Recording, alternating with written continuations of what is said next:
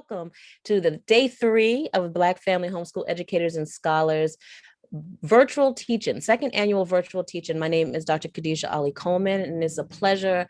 I am opening the Zoom room for our next moderator, Jason Esters. I think many of you already know who he is. That's why you are here. But one of the things that he is a homeschooling father who also has a podcast and a building community with Black men who are homeschooling their children, or parts of families that are homeschooling their children. So without further ado, I'm going to turn over the show to Dr. Esters, and he is going to take it away. All right. So first of all, good afternoon to everyone. I'm glad to see you here and glad you could join us on this day of the teaching. Now, first of all, a little bit about me. I'm an educator. I'm a writer. I am an activist primarily in educational justice, but I'm also a college professor. And I'm also a substitute teacher in the school district of Philadelphia. I do co-host 2 podcasts. One is Race and Faith Ciphers, and the other is Black Men Homeschool. But I do think that the most important job that I have is being a homeschool father. And one of the great things that being a homeschool father has provided for me is I've been able to experience it in a few different iterations. So when my family and I first started homeschooling, I was actually the primary instructor for our homeschool. My wife would be teaching during the course of the day, and I would teach the kids, my kids that were being homeschooled during their school day. And then my wife would come home from work, and then I would go to work. So I would primarily work in the evenings and at night. And then things changed. My wife became the primary homeschooler, and then I was basically the support. So I was supporting the family financially and giving, emotional and instructional support when I could. And then the pandemic hit, right? And my wife and I experienced homeschooling as co-homeschoolers. We're both teaching, and in many respects, we're both working. So I've been able to see this homeschool game from a few different angles, and it's led me to a couple of conclusions. And I want to really start with these, because this is really the premise for why I wanted to have this discussion. My first premise is this. I believe that every Black family in the United States needs to homeschool in some way, shape, form, or fashion. That's number one. Number two, I believe that there needs to be a Black man connected to every homeschooling Black family in the United States. Now, one of the reasons why I feel that way is because I think that having an active and intentional presence of a Black man in homeschool reaps incredible rewards and benefits, not just for children, but also for those doing homeschooling, also for those in the community. And I would even say for our country at large. But hearing that from me doesn't carry as much weight as hearing how I've kind of arrived to some of those conclusions from the other Black men that I've had an opportunity to meet and interact with during the course of my homeschooling journey. And so I want to share some of my circle of warriors, kings, philosophers, my circle of men with you all. And so one of the things that I was able to do in the past few weeks was to be able to talk to and interview other homeschooling brothers. These brothers are the men that I go to for insight, for input, for inspiration. And I want to see how they felt about their homeschooling journey. I want to see how they felt about what it meant to enter into homeschooling spaces as a Black man, and also what it means to share in the work and how that's been beneficial. So what I'm going to do with you all today is I want to share those conversations with you. And it's a short, rough cut video of those interviews. And then afterwards, maybe we can have a little discussion about some of the things that stuck out to us. All right. So I can't wait to see what you all think. So first of all, before we get started, I just want to say thank you to my interviewees. And I hope you get an opportunity to really enjoy the words that they have to share. So I'm going to start my video.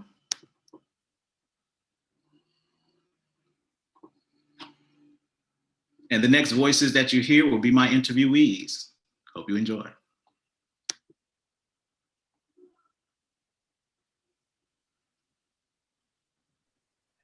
All right, man. Go ahead and state your name for the people. Certainly. My name is Robert Backus. What's up, bro? This is Adam Mitchell. My name is Richard Smith. All right. Yes, my name is Kasim. Akil Parker. All right. So what's your connection to homeschooling? So homeschooling is, well, when I was very young, for about a year, my mother homeschooled me when I was around 6 or 7. So I have a little bit of experience with that. And then I have one of my sisters, she homeschooled my nephew for about 2 years. And also through all this math, I've provided like mathematics support, to some homeschool collectives and homeschool groups, just kind of coming in and, doing mathematical instruction with some of the young people in some homeschool collectives here in Philadelphia. All right, and Kasim, how long you been involved with homeschooling? I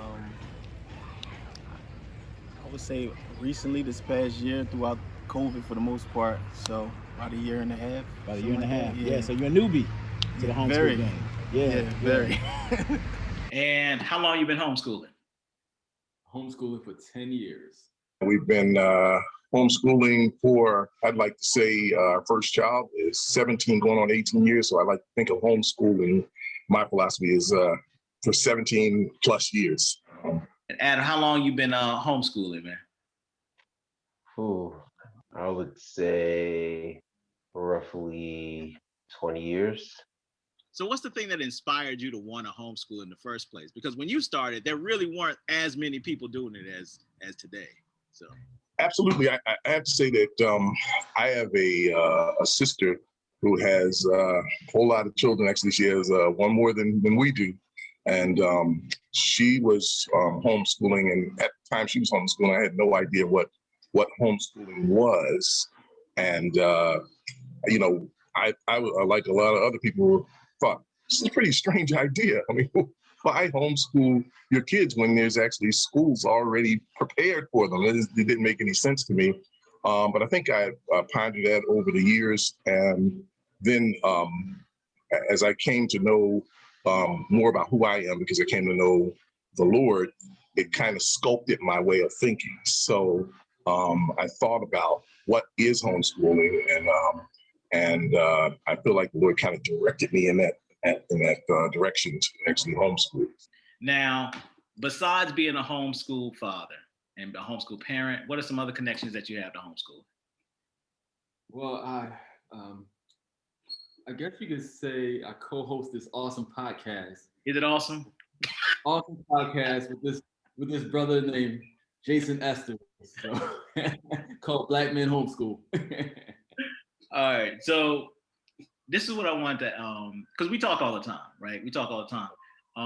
But the thing that, I don't think we've talked about as much is how you got started with homeschooling.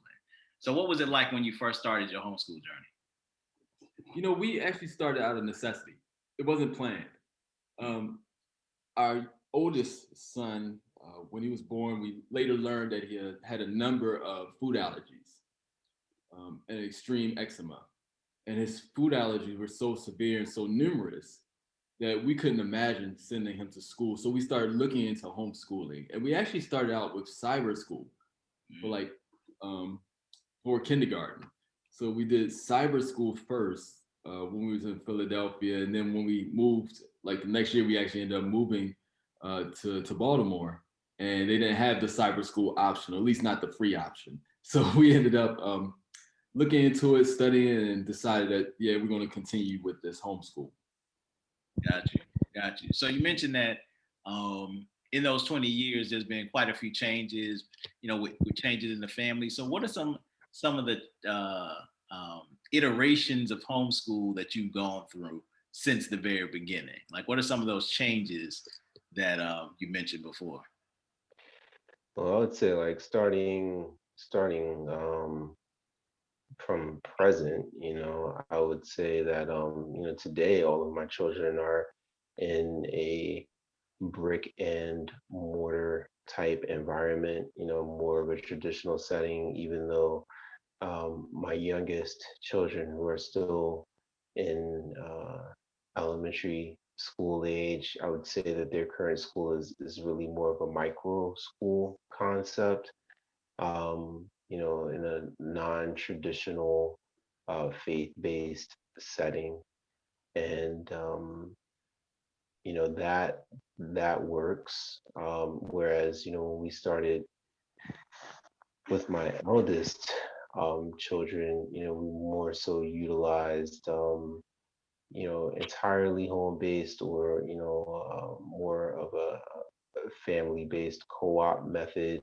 And as they got older, in fact, where you and I met, was a faith-based co-op homeschool concept. So Right. we've gone from,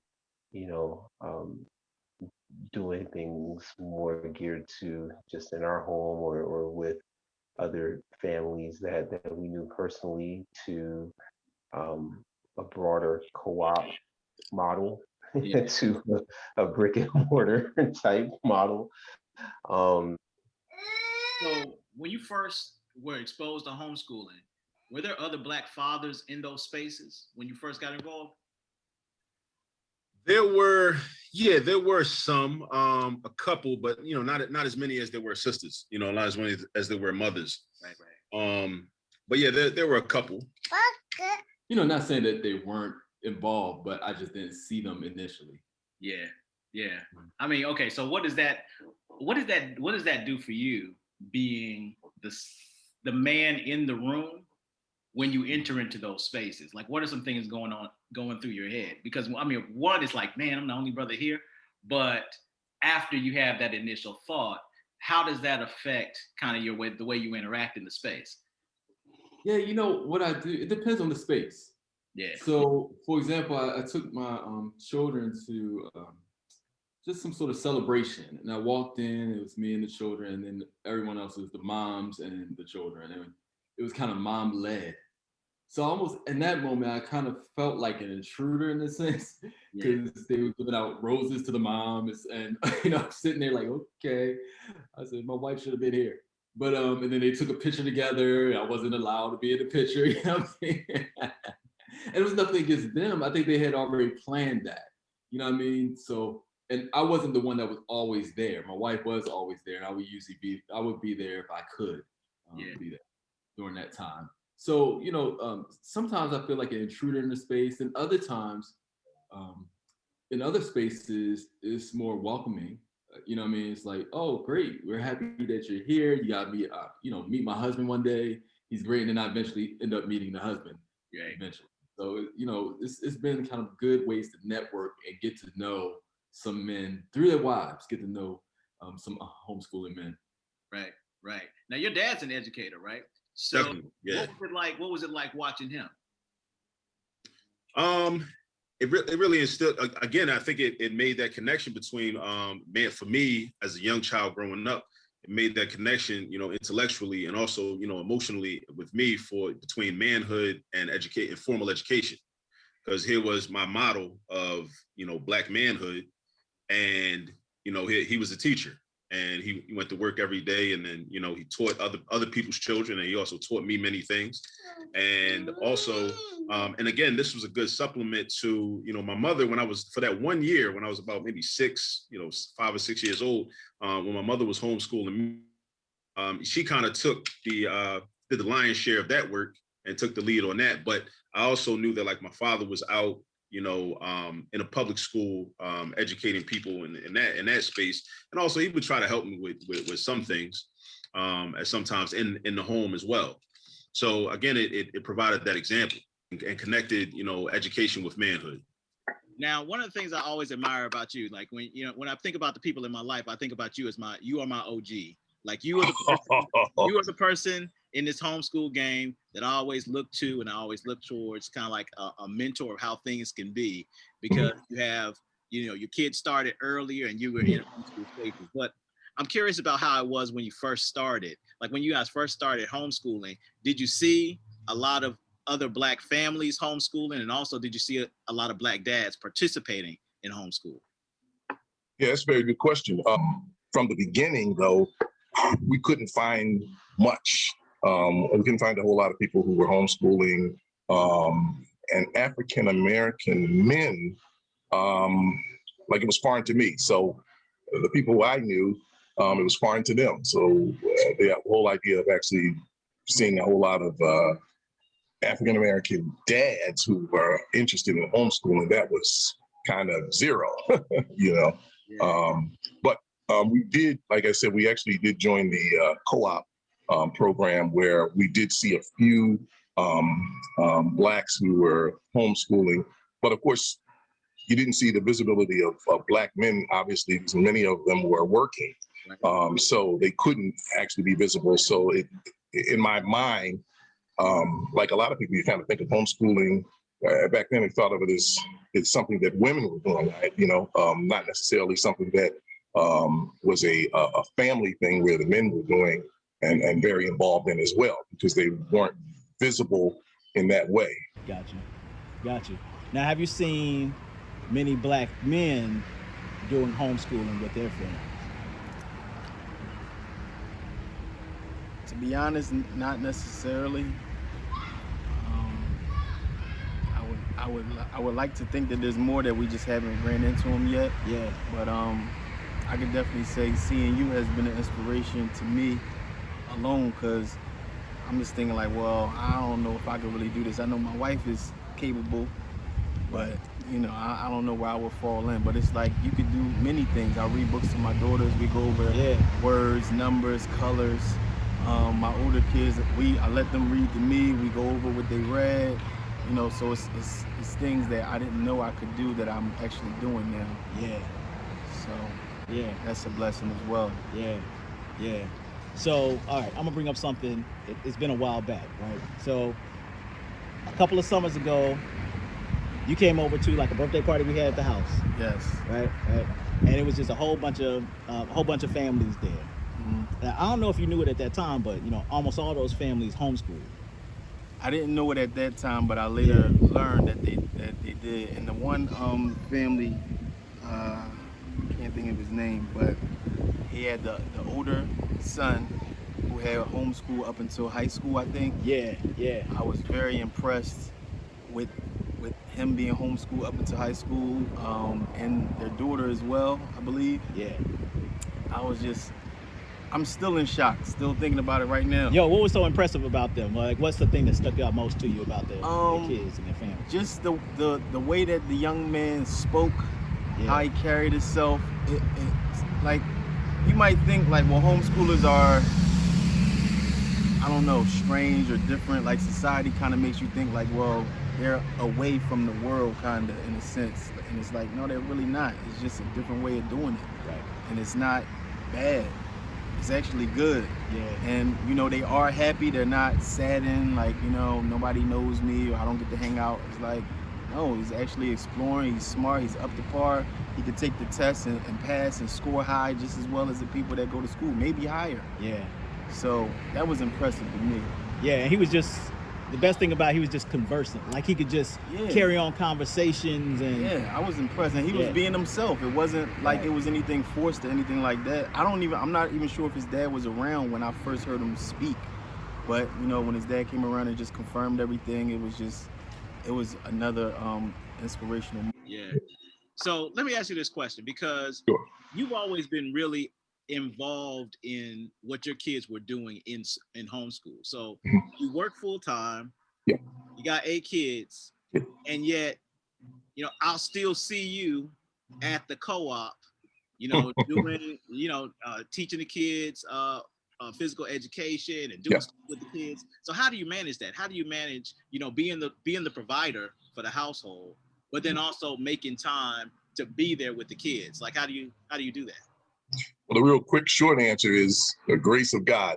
But to be more, more in depth, I was fortunate enough to have a full-time job that allowed me to work late during the day. So I would actually get home at 11 o'clock, go to work in the latter part of the day. So it allowed me to be home during the earlier part of the day. And it was tough, obviously, because you only have 24 hours in the day, and you have a whole lot of other things that I needed to do, have my mind on. But in all honesty, because I had a particular philosophy in terms of what homeschooling is, it came, I think, I want to say, I guess, natural, or that I enjoyed, so that it wasn't actually as much of a task as what it sounds like. Because in my mind, I was supposed to be a part of the homeschool program. I was supposed to be a part of it. The homeschool co-op was introduced. I was introduced to other parents, and I started off actually as a doorman. I kind of stood around the door watching people come in, and someone said, "Hey, would you like to have a job here? If you could actually do that on a regular basis." I thought, yeah, I want to do that because I'm not going home. And so it ended up that, they started asking me that I want to do other things, kind of branched out to me in physical education teacher, which, lasted over 10 years. So that's kind of like how I got broken into, being a homeschool dad in that respect. Yeah. I dig it. Like one of the really interesting things that you said is that, that's part of your home. That's part of your philosophy around homeschooling. Absolutely. Absolutely. That is going to be a whole family effort. Yeah. And in order for it to be the entire family involved, you have to be there in some way. Yeah, absolutely. Absolutely. In my estimate, when we talk about homeschool, everybody has different, people have different theories as to what homeschool is. For me, particularly, homeschool meant just that. It meant being educated from home. And so the whole idea is, well, what we look at as home. What is home? Home actually is not necessarily geographically where you are, but actually where you are in terms of how you think. It's family. So where am I as an African American man? I should be where my family is. So that educational environment is my home, my family. So no matter where we can move from one house to another house, but for home education doesn't stay there. It goes with us because it is a part of us. So most certainly, if I'm my kids are being educated in any way, first is home. So I'm gonna be there. I'm gonna see what they're learning. I'm gonna learn along with them. We're gonna discuss what has been learned there. So that to me is a part of my philosophy of what homeschool is. Part of our roles as parents to actually be able to cultivate the way our kids socialize, especially for us men. Which is an important consideration. I'll give you an example of what I mean. At one point in time, I'm thinking about my son who's 9 now. When he was 6, we had to have a conversation with him around if he interacts with a young person in our neighborhood, that he's not allowed to look at their cell phone. If they just come up to him and just say like, "Hey, look at this." Like our rule in the household is that like we don't do that.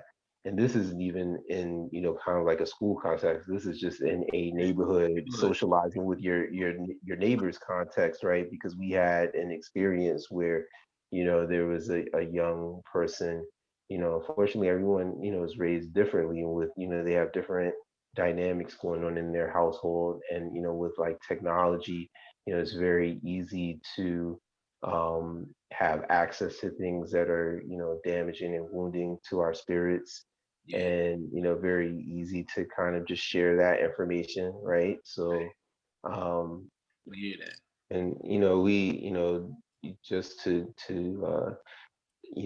be blunt about it, I mean, we think about, regardless of, where one's position is on pornography, just the level of accessibility that it is allowed with modern technology and mobile devices to children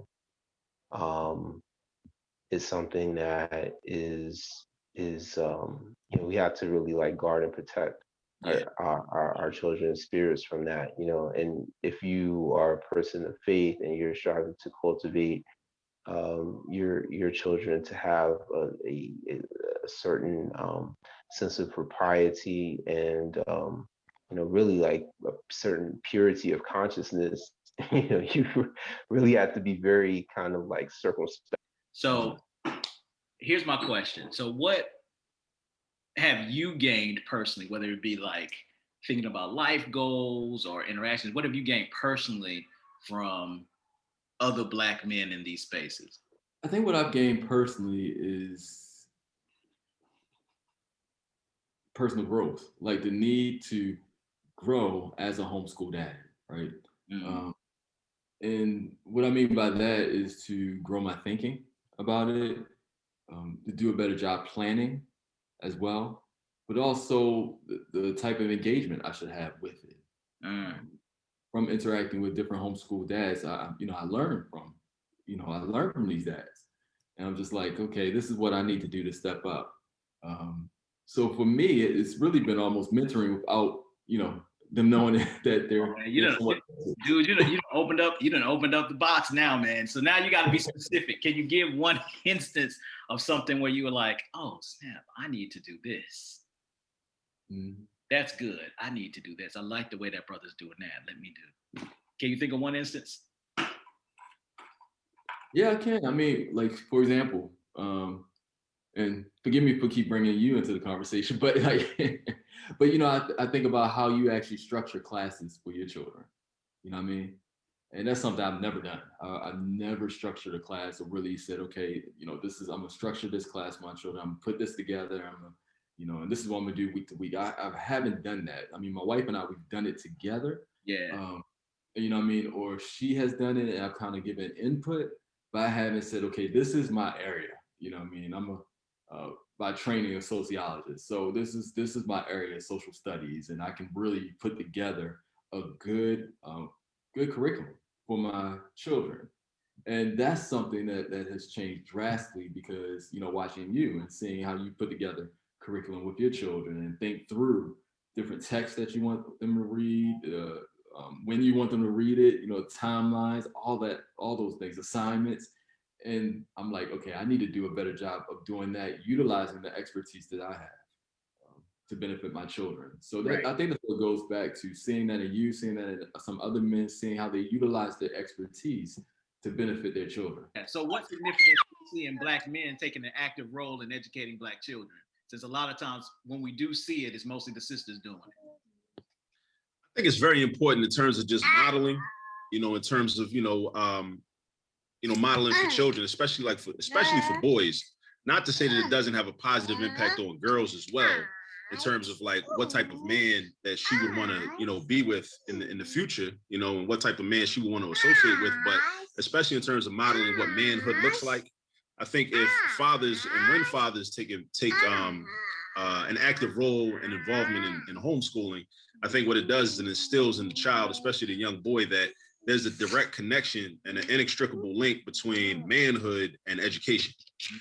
I think a lot of times, a lot of young brothers, they don't see that direct link and that direct connection between manhood and education, because a lot of times the men in their lives that do serve as their role models, they don't take an active role in education. It also kind of created a legacy of education in your own household. So tell me a little bit about that, connection from some of his students into your life. So when he was teaching high school, while I was also a high school student, I would also attend a lot of the events, some of like the social events like basketball games and fashion shows and things of that nature that would take place at his school. And when doing that, I would just, be in the hallways, or, I would be walking with him and, he would introduce me to some of his students. And then it also allowed me to see like the type of rapport and the type of respect that his students had for him. And that was also something that, I wanted to emulate. So years later, when I became a teacher, that was like a standard that, he had already set for me. So then when I would take, my older son, Nassim, who's 15 now, I taught at the Upward Bound program at the University of Pennsylvania. And, I would take him with me, and then I wanted him to also see, okay, this other, this, again, that example of manhood and it being directly connected to education. And then he also developed relationships with my students. My students developed relationships with him, and kind of, my students started to take him under their wing. So it was like that, kind of like intergenerational connection. But then another example that I became aware of more recently is, through all this math, we offer private math tutoring, and one of my students is actually the child of, and I didn't notice at first, but is the child of one of my father's former high school students from about 20 years ago, 25 years ago, maybe.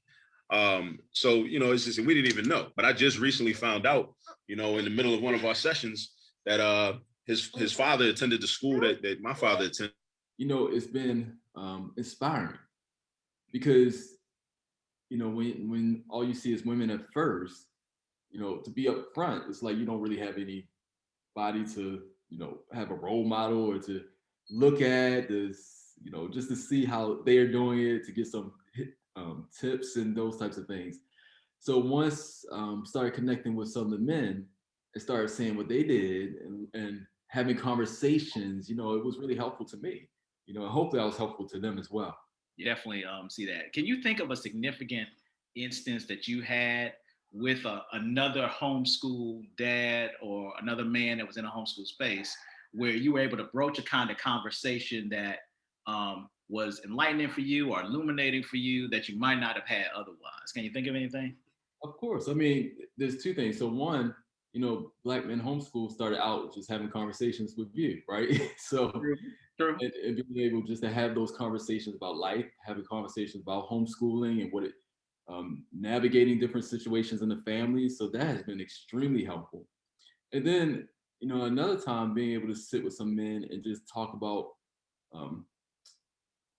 what we hope for the future for our children. Doing those some goal planning, but also to really think about, okay, at the end of this, what is our hope? What do we desire for our children? Where do we desire them to be? What advantages do we desire them to have?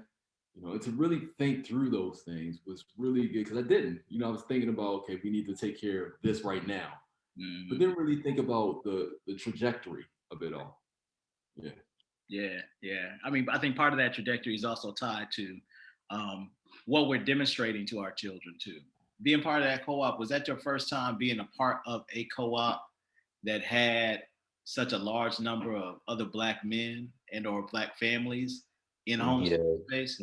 The only other cooperative homeschooling effort that I had participated in was with one specific family. What did you gain from having a space where homeschooling was happening, but there were other, Black men like yourself who had their children involved? See other positive Black male role models is always a plus.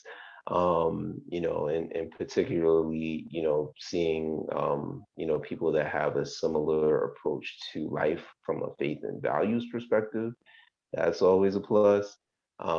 So, it's definitely heartening, for me to, be able to see brothers that are, just engaged with their children, engaged with education, engaged with non-traditional approaches to education, and being able to talk through, just approaches, how we approach, similar problems.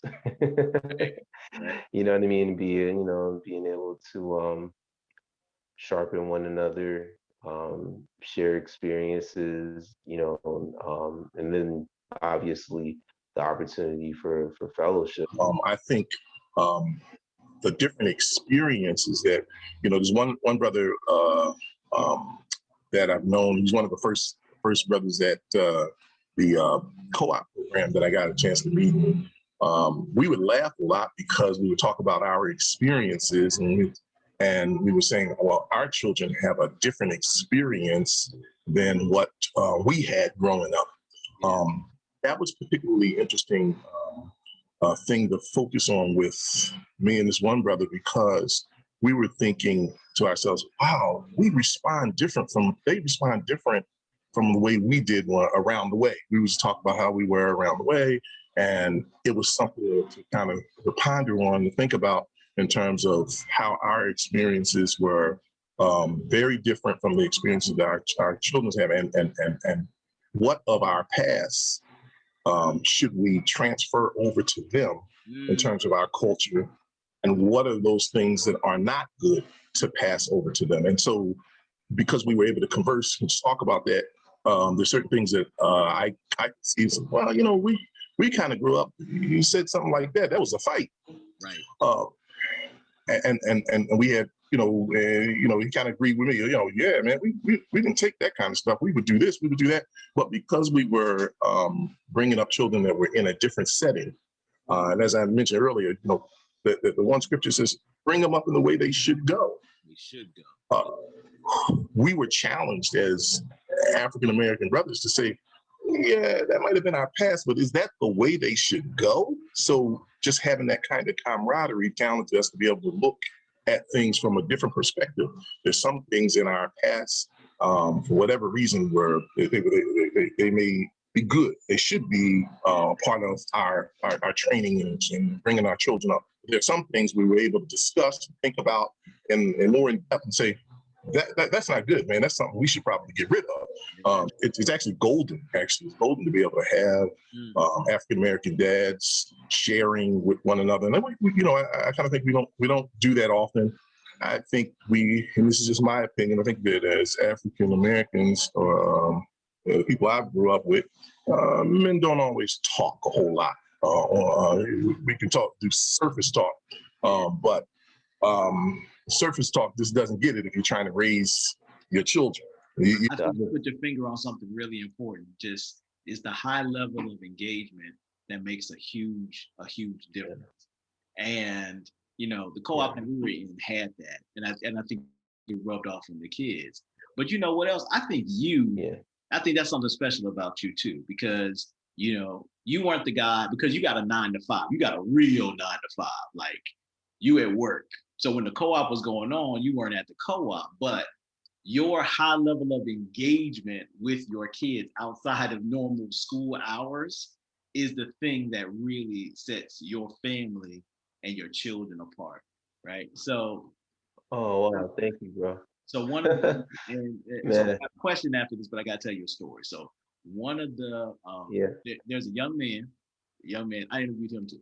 So as a young man, he's starting homeschool this year, right? And you, and specifically your oldest son, are kind of like the benchmarks that really inspired him to do homeschool.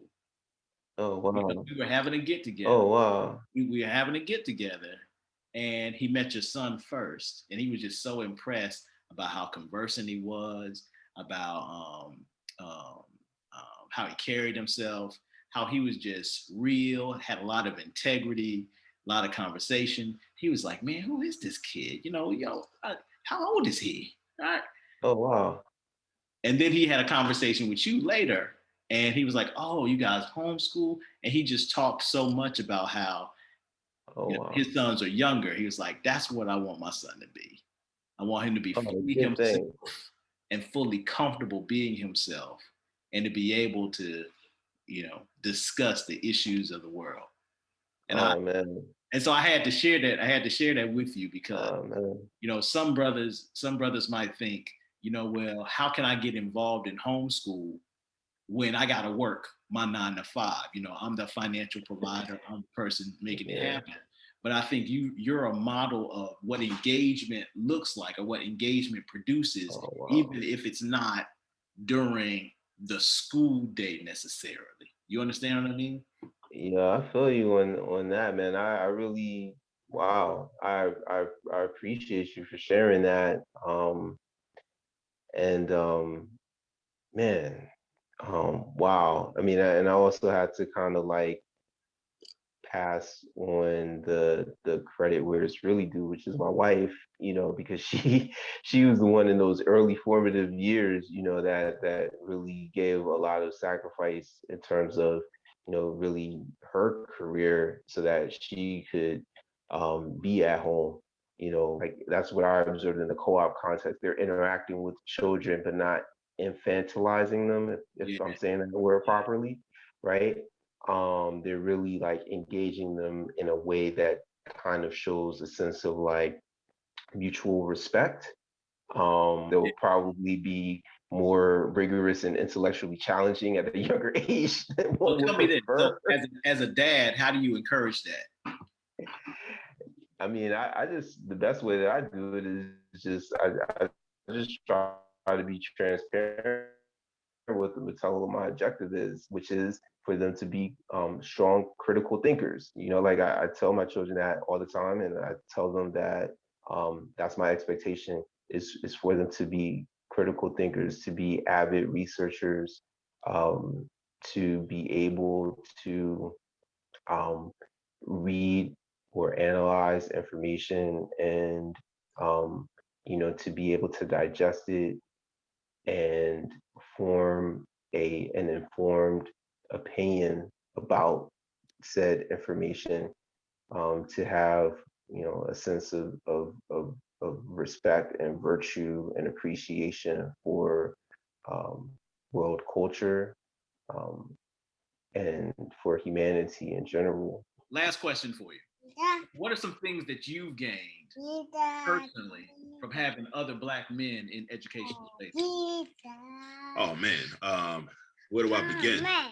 Again, it's that modeling, kind of like being able to identify with somebody and also being able to feel like, okay, I'm supposed to be doing this, because I didn't have that, as much that type of imposter syndrome that tends to creep up.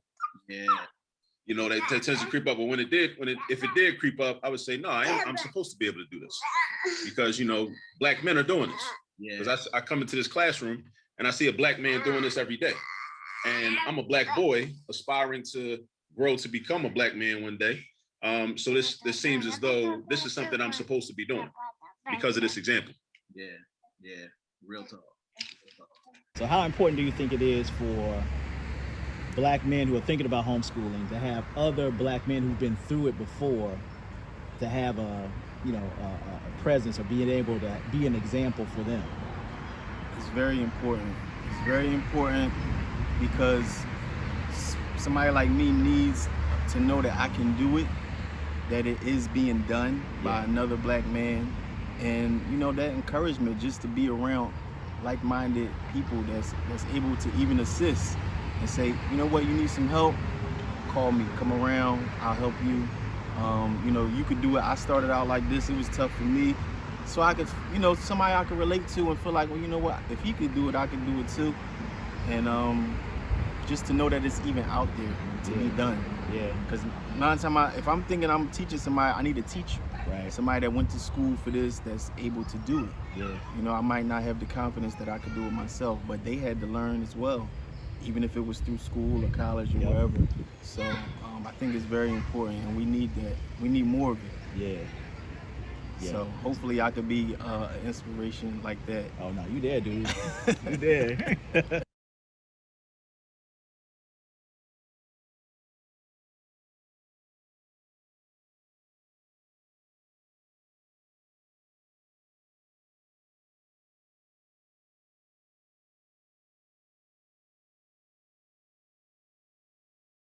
I really appreciate those brothers sacrificing their time and their wisdom and their effort in order to bring some words of wisdom to all of us. So I really appreciate it. And right now we have a couple of the brothers that were in the video actually in the room. So I see Akil Parker in here. I see Rob Backus here in the room. So let's have a conversation. Let's just talk about what we've seen, what we've experienced, and some of the insights that we may have garnered or we may have gleaned.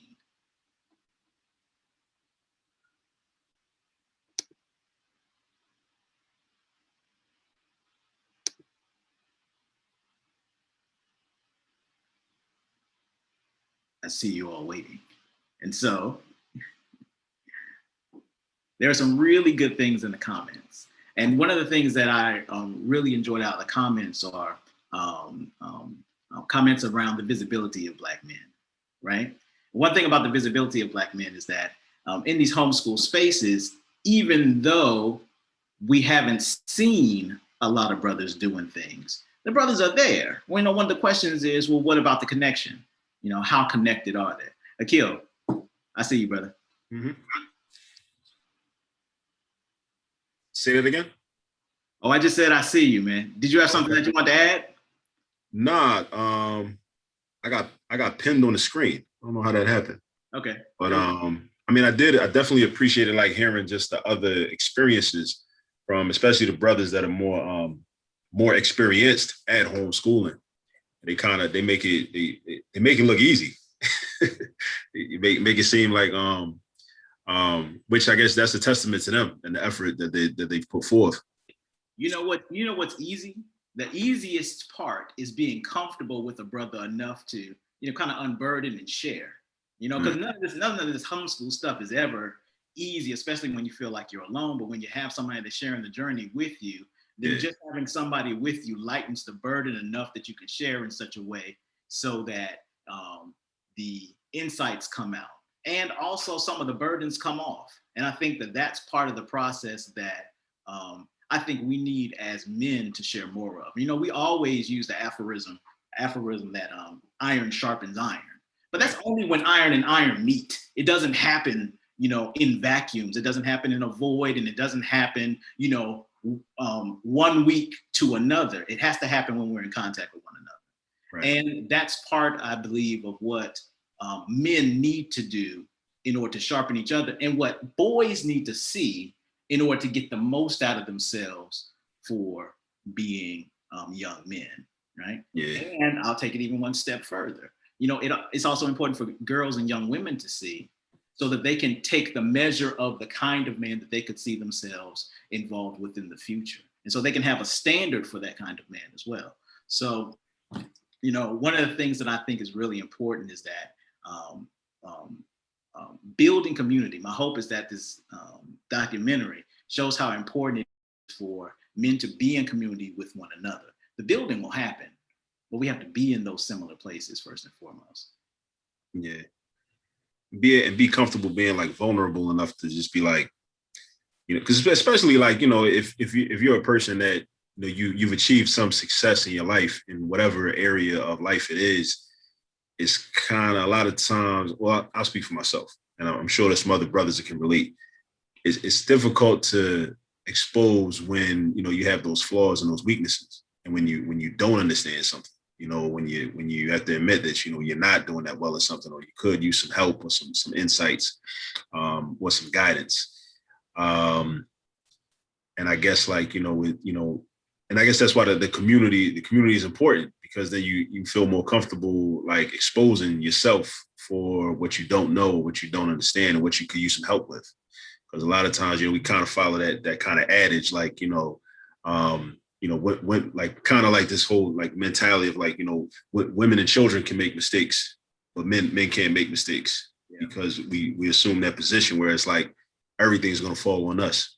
And on the one hand, it's like it kind of helps at times, because then that kind of can lead to some type of strong leadership, but then it can become harmful at times, because when there are those moments when you need to, in order to be a better leader and to be stronger, you need to be able to improve.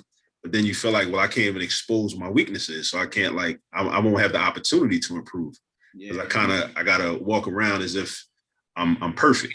Yeah, you know. You put it around the head, man. And I feel like that's part of our internalized westernization of what manhood is supposed to be. This notion that we're supposed to be islands unto ourselves, and we're supposed to be the strongest person or the strongest individual in the room and all of that. But that doesn't come out of the theologies that build us. Right. You know, we come out of a context where we have to answer to an elder. Mm-hmm. At all times. We come out of a context where we have warriors like us that are next to us. We come out of a culture where you know, we have young men that are always underneath us, you know. And my hope is that even in this video, we kind of see some of that modeling taking place as well. You know, we have somebody that's older, we have some elders, we have somebody, you know, people that are right there on the level with us, and also some that need to be shepherded, some that need to be mentored, you know. So one thing before we get ready to start wrapping things up, and Akil, appreciate you coming on, brother, and sharing, is that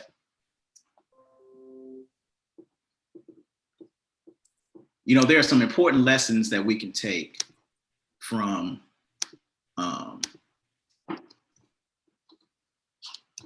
this presentation. And I just want to share a few of those with you all. What did I get from these particular men? Well, when it came to Rob, one of the things that I got from Rob is that we need a philosophy of home and schools that centers African-American men being there. He said, I'm going to be where my children are. I'm going to know what they're learning. I am going to learn with them. That kind of speaks to the humility that Akil was alluding to a little earlier. From Akil, I've learned that, hey, we need to demonstrate that connection between manhood and education. Why? Because it yields those intergenerational benefits for our families and our communities. From Adam, what I learned is that part of guiding and protecting our children is being transparent. We don't have to act like we got the answers all the time. But part of that transparency is also being clear about who we want our children to be. Not just assume that they know, but be able to spell it out. Hey, I want you to be a critical thinker. And being a critical thinker means being an avid reader, doing your research, having an opinion, those kinds of things. From Kasim, what I learned is that modeling is key because it builds confidence and it unlocks that creative intentionality. I don't know if you caught it, but Kasim said, I don't really know where to fall in. But then he talked about all these wonderful things that he did with his children. It was almost as if just knowing he could unleash that creative intentionality. And from Richard, one of the things that I learned is that, hey, it doesn't matter where you're gifted in, brother. Use your area of expertise to benefit your children. If you cut hair, if you are good at building things, if you are good at literature, if you're good at arguing, all of those things are areas of expertise that we can use to build up our children. So as we come to a close, I just want to thank all of my interviewees, Rob Backus, Kasim Sumter, Adam Mitchell, Professor Akil Parker, and Reverend Dr. Richard Smith. I want to thank the Black Family Homeschool educators and scholars for allowing this panel to happen. And please connect with us at Black Men Homeschool. We'd love to continue to have these conversations and keep them going.